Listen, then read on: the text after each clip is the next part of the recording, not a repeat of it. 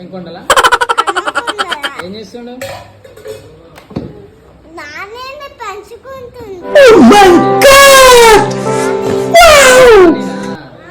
పెంచుకుంటుందా?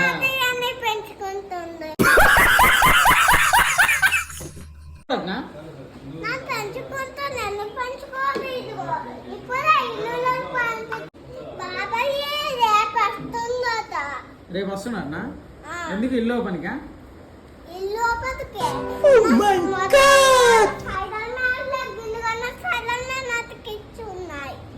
మీ బాబాయ్కి ఏం చెప్తావు మరి లాస్ట్?